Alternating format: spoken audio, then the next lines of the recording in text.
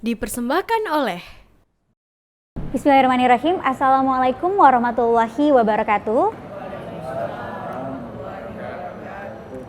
Alhamdulillahirrabbilalamin. Wassalatu wassalamu ala asrofil anbiya'i wal mursalin wa ala alihi wa sahbihi ajmain amma ba'du.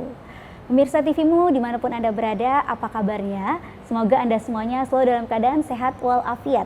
Dan kali ini kita berada di Masjid Al-Falah Ben Hill, di mana pada kesempatan kali ini juga turut hadir Bapak dan Ibu sekalian. Apa kabarnya Bapak Ibu? Sehat ya? Alhamdulillah. Dan tidak terasa kita sekarang sudah tiba di hari kemenangan ya, di hari Idul Fitri setelah sebulan penuh kita berpuasa. Dan sebelum kita membahas mengenai tema kita kali ini, yaitu makna Idul Fitri, saya akan membaca sebuah pantun dulu. Boleh cakepnya ya Bapak Ibu ya? Surabaya, kota pahlawan. Banyak bangunan bersejarah. Selamat jumpa di Tadarus Ramadan untuk tingkatkan wawasan Islam. Baik, Bapak Ibu dan juga pemirsa TVmu, kali ini program Kolak hadir dalam edisi khusus yaitu Tadarus Ramadan, di mana kita akan membahas berbagai peristiwa populer dengan sudut pandang Al-Quran, Sunnah, dan juga ilmu pengetahuan. Tidak ketinggalan juga peristiwa-peristiwa penting yang akan kita kaji dengan pendekatan bayani, burhani, dan irfani dengan narasumber yang sudah tidak asing lagi tentunya, yaitu Bapak Profesor Dr. Abdul Mukti. Assalamualaikum Prof. Mukti. Waalaikumsalam warahmatullahi wabarakatuh. Sehat ya Prof ya? Alhamdulillah. Alhamdulillah. Ya. Baik Prof. Dan alhamdulillah nih Prof, kali ini kita akan membahas tema mengenai makna Idul Fitri Prof. Ya. Iya, nah ini sebenarnya bagaimana sih Prof makna Idul Fitri dengan kita diharapkan bisa kembali fitri, seperti apa itu Prof? Ya, Idul Fitri itu kan ada 3 makna ya. Yang pertama dalam pengertian fikih, Idul Fitri itu artinya kembali makan. Kembali makan, iya. Futur ya, sarapan, Futur. makan itu. Sebelumnya selama Ramadan kan kita enggak sarapan, kita sekarang makan lagi. Yang kedua secara akidah, Idul Fitri itu artinya kita kembali kepada fitrah kita sebagai manusia yang bersih dari segala dosa. Sudah kita bahas pada pertemuan terdahulu secara singkat bahwa manusia itu adalah makhluk yang mereka sudah berikrar menyembah Allah sebagai Tuhannya sejak mereka masih dalam alam arwah. Dalam surat Al-A'raf disebutkan alastu birabbikum qalu bala syahidna. Allah bertanya kepada manusia yang masih dalam alam arwah itu, bukankah aku ini Tuhanmu? Manusia semua menjawab qalu bala, ya betul Allah, syahidna, dan kami bersaksi bahwa engkau adalah Tuhan kami. Karena itu maka fitrah manusia adalah fitrah beragama Islam. Sebagaimana hadis yang juga sudah sempat kita bacakan di episode sebelumnya itu, dalam redaksi yang agak berbeda, Rasulullah bersabda, ma min mauludin illa yulatu alal fitrah. Ya, tidak ada satupun manusia yang lahir ke dunia ini kecuali dalam keadaan fitrah.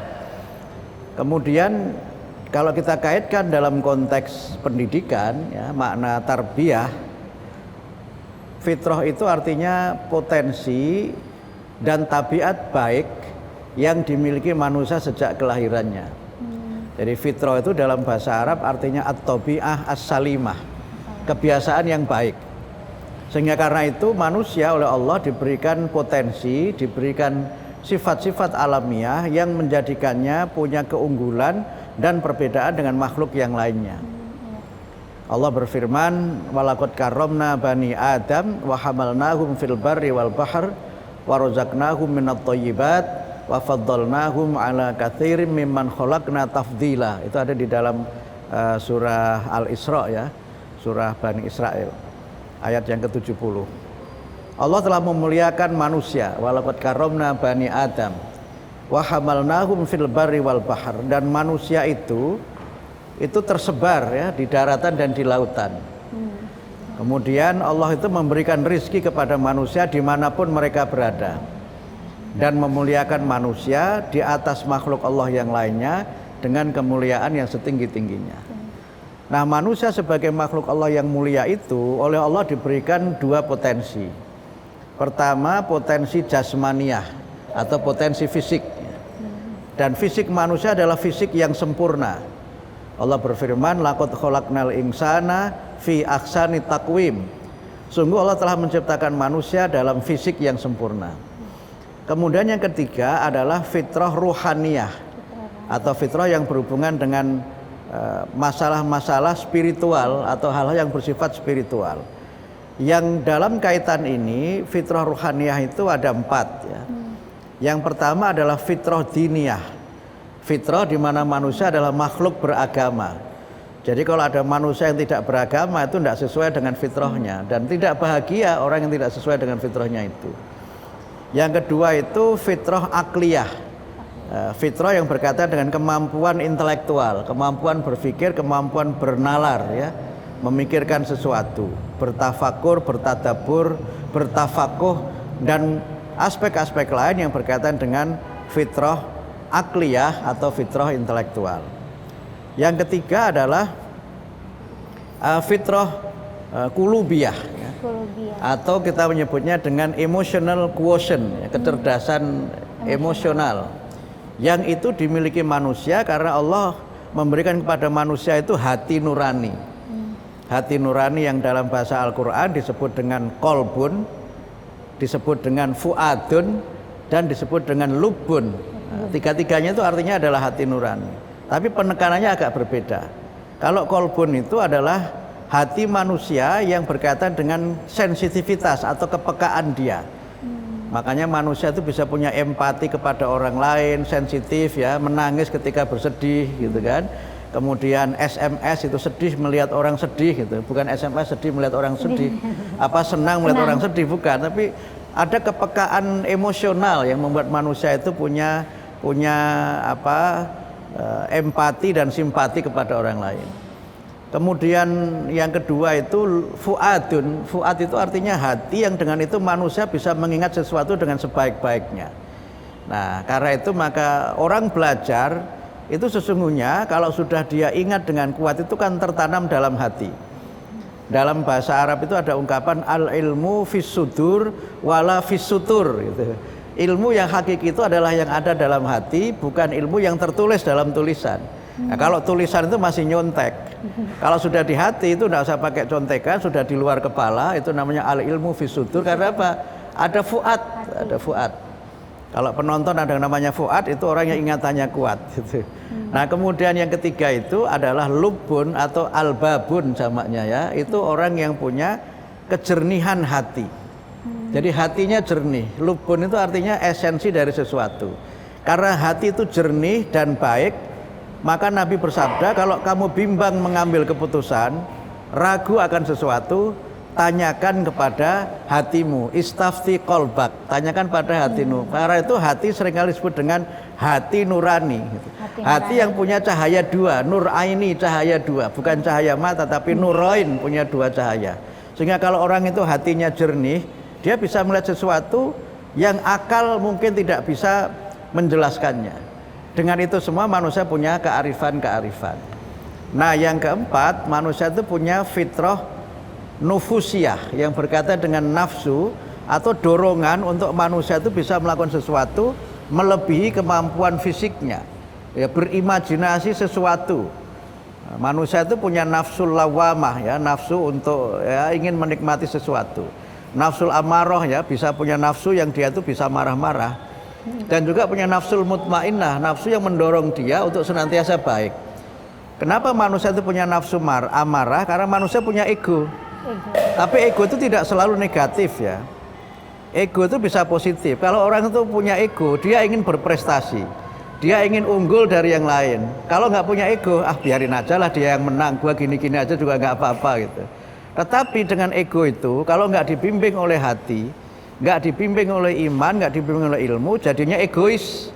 Mementingkan dirinya sendiri. Kalau sudah mementingkan sendiri, peduli amat, urusan lo lah, salah sendiri, kenapa nggak rajin, salah sendiri, kenapa nggak pinter, makanya kamu jadi susah hidupnya. Nah, orang nggak boleh egoistis. Karena itu maka nafsu itu bisa menjadi dorongan manusia berbuat baik kalau nafsu itu dipandu oleh akal dan kemudian diluruskan oleh iman dan kemudian diberikan warna oleh perasaan. Nah, sehingga karena itu orang makan itu kan karena punya nafsu makan. Kalau nggak punya nafsu makan nggak akan makan. Tapi karena punya nafsu makan, pengen menunya berubah-ubah. Masa sih kita makannya sayur terus? Sejak kapan kita jadi herbivora? Gitu. Kalau makannya daging terus, sejak kapan kita jadi karnivora? Atau kalau daging terus, sakit ini kepala, darah tinggi naik. Gitu. Karena itu manusia kan ingin menunya bervariasi, ganti-ganti. Karena punya dorongan, punya nafsu makan. Tapi nafsu makan itu harus dibimbing oleh iman. Makan yang halal dan thayyib. Jangan yang haram dilabrak, yang halal. Kemudian yang kedua, yang thayyib, yang menyehatkan. Ya kan, makan jangan berlebihan. Ya, kalau makan berlebihan nanti jadinya ada masalah kesehatan. Kemudian berikutnya apa? Mendapatkan makanan juga dengan cara yang halal. Nah, itu karena apa? Dibimbing oleh agama, dibimbing oleh hati, dan kemudian akal manusia itu membuat kreativitas. Itu kan membuat kreativitas, sehingga karena itu manusia itu bisa membangun peradaban yang utama, bisa membangun peradaban yang unggul dengan fitrah yang dimilikinya itu. Baik, luar biasa sekali penjelasan dari Prof. Mukti mengenai makna Idul Fitri yang ditinjau dari berbagai aspek ya terkait fitrah kita sebagai manusia. Kita akan lanjutkan kembali Prof, tapi kita simak dulu yang berikut ini. Pemirsa jangan kemana-mana, tetap bersama kami dalam Kolak Tadarus Ramadan. Pemirsa yang dirahmati Allah, kembali lagi dalam Kolak Tadarus Ramadan. Kita lanjutkan kembali pembahasan yang sangat seru sekali mengenai makna Idul Fitri. Namun sebelumnya kita simak dulu nih pantun dari penonton yang hadir di Masjid Al-Falah ini. Silakan, siapa yang ingin memberikan pantun? Silakan Ibu, dari mana? Dengan siapa? Assalamualaikum warahmatullahi wabarakatuh. Waalaikumsalam warahmatullahi wabarakatuh. Saya Yuli, jamaah Masjid Al-Falah. Baik, silakan. Hari raya harus berdandan, Cakep. pakai baju bermotif kembang. Cakep. Rasa syukur setelah Ramadan, Cakep. hilang sudah resah dan bimbang. Cakep, Masya Allah, Terima luar kasih. biasa. Terima kasih Ibu. Ya. Pas sekali pantunnya dengan tema kita hari ini tentang Hari Raya Bu Idul Yuli Fitri sudah ya. plong karena sudah tiba hari raya ya. Iya, Baik, udah plong terima ya Bu kasih. ya. Ya. Baik, silakan Prof. Ya, kemudian saya sambung lagi ya, dalam pengertian yang luas, fitrah juga bisa berarti bersih. Bersih, suci. Karena itu di dalam hadis kita menemukan ada misalnya asyrotun minal fitrah, 10 yang termasuk fitrah. Itu diantaranya apa? Misalnya membersihkan kuku. Kemudian mohon maaf ya, membersihkan ini bahasa Padangnya katia. Gitu. Bersihkan katia, berkhitan. Nah, kemudian ada itu memendekkan kumis, memanjatkan jenggot. Nah, itu juga ada termasuk yang fitrah itu, dan hal-hal lain yang berkaitan dengan kebersihan. Karena itu maka kembali kepada fitrah itu, Idul Fitri itu harus dimaknai kita ini harus menjadi orang yang bersih. Jangan mencemari lingkungan, jangan mencemari alam ini, jangan merusak alam ini. Kita harus menjadi orang yang ihsan ya, wa ahsin kama ahsanallahu ilaika wa la tabghil fasada fil ardh. Ya, berbuat ihsanlah kamu sebagaimana Allah berbuat ihsan kepada kamu, dan jangan membuat kerusakan di muka bumi. Karena apa? Innallaha la yuhibbul mufsidin. Sesungguhnya Allah tidak menyukai orang-orang yang berbuat kerusakan. Karena itu maka Idul Fitri itu Vini sesuai dengan maknanya ini harus kita jadikan sebagai Green Idul Fitri. Idul Fitri yang hijau. Atau Clean Idul Fitri. Idul Fitri yang bersih. Yang ramah lingkungan. Jadi kalau nanti kita sudah habis makan-makan, ya sampahnya jangan kita buang sembarangan lah, ya. Kita usahakan sampah itu kita buang pada tempatnya, kita pilah ya, sampah yang biodegradable dan non degradable, yang organik dan yang non organik, gitu kan. Kemudian nanti kalau sudah sholat Id di lapangan, ya koran-korannya dan sebagainya itu jangan langsung ditinggal, kita bawa, datang dalam keadaan bersih, kembali dalam keadaan yang bersih. Karena apa? Innallaha yuhibbut tawwabina wa yuhibbul mutatahhirin. Allah itu menyukai hamba-hambanya yang bertaubat dan menyukai hamba-hamba Allah yang bersih-bersih ya. Atau al-mutatahhirin itu tidak sekedar bersih dari hadas, tidak sekedar bersih dari najis, tetapi menciptakan lingkungan yang bersih. Karena itu memang selama Idul Fitri kita dianjurkan oleh Nabi untuk makan. Sudah kita bahas sekilas pada episode yang lalu, haram hukumnya berpuasa pada saat Hari Raya Idul Fitri. Dan Hari Raya Idul Fitri itu 1 Syawal ya, bukan 2 Syawal ya. Idul Fitri itu 1 Syawal, bukan 2 Syawal. Nah, kemudian kita menyempurnakan. Kenapa? Karena kita memang bersuka cita. Di dalam surat Al-Baqarah disebutkan walitukmilul iddah walitukabbirullaha ala ma hadakum. Hendaknya kamu sempurnakan hitungan bulan Ramadan itu, dan hendaknya kamu bertakbir mengagungkan Allah sebagaimana yang ditunjukkan kepada kamu sekalian.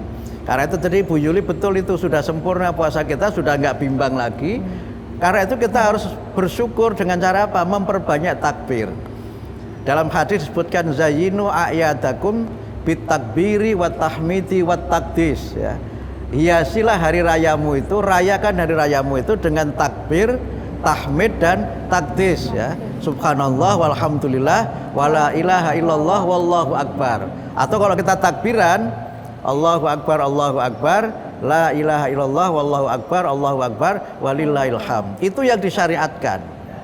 Masalah kita takbir di masjid, monggo. Takbir di musola, monggo. Kalau mau takbir keliling juga monggo. Asalkan dijaga ketertibannya, dijaga keamanannya, dan jangan foya-foya. Dan yang berikutnya apa? Dijaga kesantunannya. Karena mohon maaf, Idul Fitri tahun ini mungkin berbeda. Warga Muhammadiyah insya Allah merayakan Idul Fitri pada 1 Syawal. Sama kan? Sama. Ya, yang lain juga 1 Syawal, tapi 1 Syawalnya kita bertepatan 21 April, yang lainnya bertepatan dengan 22 April. Karena kita duluan, ya nanti kita tetap merayakan sesuai dengan sunnah Rasul, tapi tetap bertoleransi kepada mereka yang belum berhari raya. Ini bagian dari kita menjaga kerukunan, bagian dari kita menjaga kebersamaan. Jangan kemudian kita memanas-manasi, datang ke rumah yang masih puasa, salah sendiri lu puasanya lama-lama gitu. Coba kalau puasanya ikut kami kan bisa cepat, jangan begitu ya.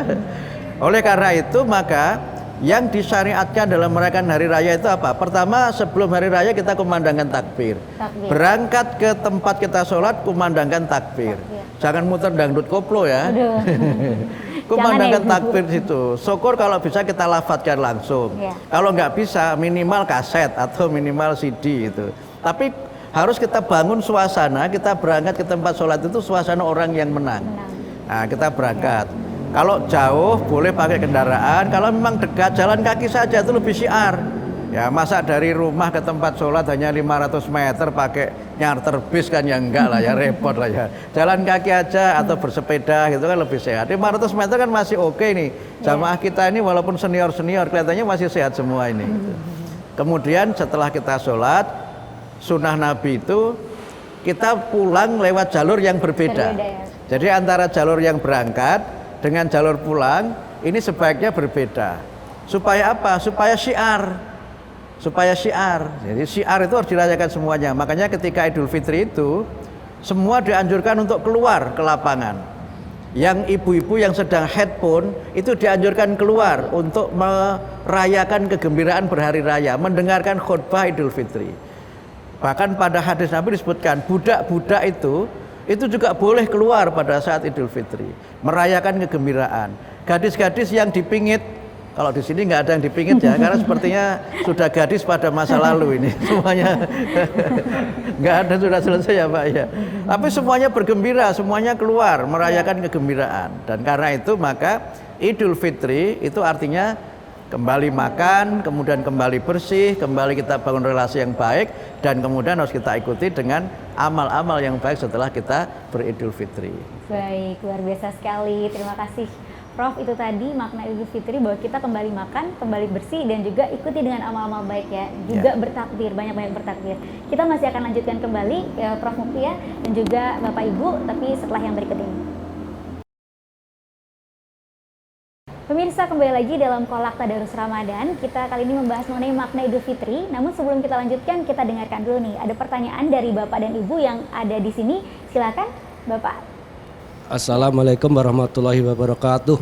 Waalaikumsalam warahmatullahi wabarakatuh. Yang terhormat Prof. Mukti, ada satu pertanyaan tentang menjelang Idul Fitri ini terhadap seperti tadi sudah diuraikan adanya perbedaan-perbedaan tanggal penetapan Idul Fitri, dan mungkin perlu sedikit diulas lagi tentang perbedaan itu sendiri biar masyarakat juga lebih jelas dan bisa memahami. Terima kasih. Assalamualaikum warahmatullahi wabarakatuh. Waalaikumsalam warahmatullahi wabarakatuh. Baik, terima kasih pertanyaan yang bagus. Jadi kalau kita mengikuti hadis Nabi, kita itu diperintahkan mulai puasa dan berhari raya itu ketika melihat hilal. Nabi bersabda, sumu li ru'yatihi wa aftiru li ru'yatihi. Berpuasalah kamu ketika melihat hilal dan berbukalah kamu ketika melihat hilal. Nah, hadis ini itu penutupnya ada dua. Yang pertama, hadis yang menjelaskan kalau kamu tidak bisa melihat bulan, maka kamu sempurnakan hitungan bulan itu. Yang kedua, ditutup dengan penjelasan kalau kamu tidak bisa melihat bulan, maka kamu perkirakan. Kamu perkirakan, fakdurulah. Kalau yang pertama tadi, wa akmilul iddah, kamu sempurnakan hitungan bulan itu. Nah, Nabi dan para sahabat memang menetapkan awal akhir Ramadan itu dengan melihat bulan secara langsung, ru'yah bil fi'li. Kenapa melihat secara langsung? Karena belum ada teknologinya dan belum memiliki ilmu untuk menghitung hari raya itu. Karena itu ada hadis sahih yang menyebutkan inna ummatun ummiyatun la naktubu wa la nahsubu. Asyahru hakada wa hakada marrotan tis'ah wa isrin wa marrotan talatin. Ya, kami ini umat yang ummi, umat yang belum memiliki ilmu pengetahuan yang tinggi. Kami tidak mampu menulis dan tidak mampu berhitung. Bulan itu sekian dan sekian. Nabi sambil menunjukkan jarinya isyarat bulan itu. Kemudian dijelaskan marrotan tis'ah wa isrin wa marrotan talatin. Kadang-kadang bulan itu 29 hari, kadang-kadang bulan itu 30 hari. Nah, oleh sebagian umat Islam melihat langsung itu dimaknai sebagai bagian dari mengikuti Nabi. Tetapi sebagian berpendapat Nabi melihat langsung itu berdasarkan hadis yang ketiga tadi itu karena belum punya teknologi dan belum menguasai ilmu falak dan ilmu hisab.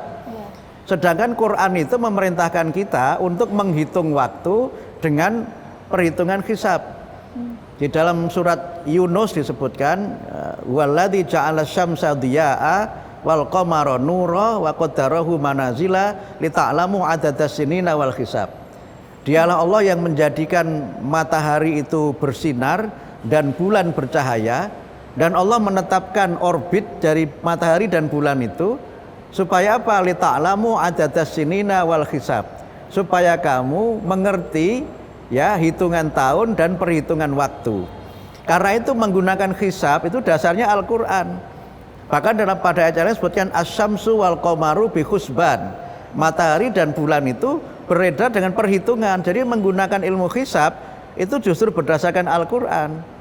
Jadi kalau ada yang mengatakan hisab itu bid'ah, itu menurut saya tidak ada dasarnya gitu. Sehingga karena itu maka perbedaan ini terjadi. Ini bukan karena Muhammadiyah dan NU ya. Bukan karena Muhammadiyah dan pemerintah, tapi perbedaan metode dalam menetapkan kapan Ramadan, kapan hari raya. Yang satu Muhammadiyah menggunakan hisab hakiki wujudul hilal. Yang lain menggunakan imkanur ru'yah, kemungkinan hilal itu bisa dilihat. Nah, tetapi semuanya sebenarnya menggunakan hisab juga. Hanya menetapkannya sebagian full menggunakan hisab, sebagian hanya menggunakan hisab sebagai pemandu atau penanda. Karena itu dihitung juga dengan hisab, cuma penetapannya setelah bisa melihat. Tapi bagi kita di Muhammadiyah, Mas Edi, kita berkeyakinan bahwa begitu dihitung sudah masuk, itu sudah dihitung bulan baru. Kalau tidak bisa dilihat, bukan berarti bulan itu tidak ada, bukan berarti bulan tidak wujud, tapi wujudnya tidak bisa kita lihat. Paham maksud saya ya? Misalnya begini, kalau saya mengatakan di tangan saya ini ada bakteri, Bapak Ibu percaya enggak? Percaya enggak? Karena nggak kelihatan ya. Iya kan? Ya. Nggak kelihatan. Mungkin Ibu mengatakan enggak ada, bersih, tapi begitu saya pakai alat yang canggih, ternyata bakterinya banyak bener gitu. Karena itu sesuatu itu tidak kelihatan bukan karena tidak ada, bukan karena tidak wujud, tapi karena kita yang tidak mampu melihatnya. Oleh karena itu maka Muhammadiyah berpendapat dengan hisab hakiki wujudul hilal itu berapapun posisi hilal itu sudah dihitung bulan baru. Nah, yang memastikan dengan ru'yah itu kalau belum bisa dilihat berarti belum dihitung bulan baru, makanya disempurnakan bulan itu. Tapi ini bukan karena Muhammadiyah NU, karena yang pakai hisab enggak hanya Muhammadiyah. Yang pakai ru'yah enggak hanya NU. Banyak juga ormas lain yang menggunakan ru'yah. Dan kemudian ini kan hari-hari ini mulai beredar ya, kemungkinan Saudi Arabia itu sama dengan Muhammadiyah. Padahal Saudi enggak menggunakan hisab, dia menggunakan ru'yah, sama juga gitu. Nah, kemudian beberapa negara juga nanti kemungkinan Idul Fitrinya 21 April, bertepat 21 April. Nah, apakah mereka Muhammadiyah? Bukan, ya mereka karena mereka menggunakan hisab. Karena apa? Menurut Syekh Yusuf Qaradawi, menggunakan hisab itu lebih bisa memberikan kepastian. Karena itu ketika saya ketemu dengan Sekjen ISNA, Islamic Society of North America, di Amerika itu kan kalau Idul Fitri, sidang PBB itu tutup, nggak ada sidang. Jadi hari libur Idul Fitri itu. Nah, menetapkannya pakai apa? Pakai hisab. Nah, kalau sidang PBB nunggu ru'yah nanti bisa jadi sudah bikin ini ternyata nggak kelihatan. Nah, tapi dengan hisab itu sudah bisa dipastikan sehingga PBB itu sudah bisa menyusun kalender sidang-sidang pada 1 tahun itu dan meniadakan sidang pada saat 1 Syawal sebagai penghormatan terhadap umat Islam yang merayakan Idul Fitri. Kenapa bisa menyusun itu? Karena menggunakan hisab. Karena itu Imam Ghazali juga berpendapat seperti itu. Hisab itu lebih bisa memberikan kepastian.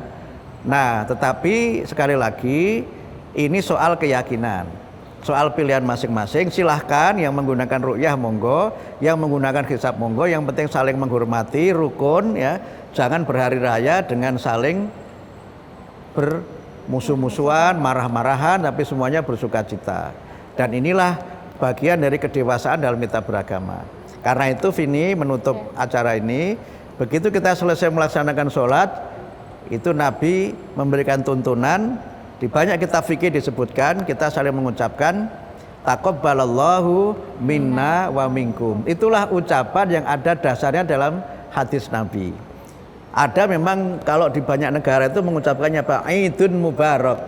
Nah, kalau di sini minal aidin wal faizin. Nah, itu kreativitas ulama Indonesia, itu di negara lain tidak ada. Itu yang bikin para ulama Indonesia.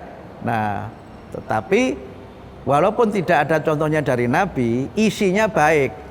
Karena apa? Minal aidin itu artinya semoga kita termasuk orang-orang yang kembali kepada fitrah kita, wal faizin, dan semoga kita termasuk orang-orang yang menang karena sempurna melaksanakan ibadah puasa kita. Karena itu kalau kita sebagai umat Islam Indonesia mungkin mengucapkannya lengkap saja. Taqabbalallahu minna wa minkum. Kadang-kadang ditambahi siyamana wa siyamakum. Jawabnya apa? Taqabbal ya karim. Nah, kemudian kita tambahi minal aidin wal faizin, mohon maaf lahir dan batin. Nah, saya kira inilah akhir dari jumpa kita di episode ini, dan mungkin juga jumpa kita untuk Kola edisi Tadarus Ramadan di tahun 1444 Hijriah ini. Ya. Baik, terima kasih, luar biasa sekali. Boleh beri tepuk tangannya Bapak Ibu untuk Prof Mufti yang telah memberikan tentang makna Idul Fitri. Alhamdulillah kita sudah mendengarkan, dan ini benar-benar memberikan pencerahan dan juga manfaat yang besar sekali untuk kita sekalian. Terima kasih Prof Mufti sekali lagi. Dan juga pemirsa TVmu dimanapun Anda berada, tidak terasa kita sudah sampai di penghujung acara ini. Namun seperti biasa saya akan memberikan sebuah pantun. Burung pipit terbang tinggi, menari-nari di tengah awan. Mohon pamit undur diri, jumpa lagi di lain kesempatan. Baik, Bapak, Ibu, dan juga hadirin pemirsa TVmu sekalian, saya Vini Auliani bersama dengan Prof Mukti, juga seluruh kerabat kerja yang bertugas, mohon pamit undur diri. Tidak lupa kami juga mengucapkan selamat Idul Fitri 1 Syawal 1444 Hijriah. Akhir kata, nasrun minallah wa fatun qarib wa basiril mukminin. Wassalamualaikum warahmatullahi wabarakatuh. Waalaikumsalam warahmatullahi wabarakatuh.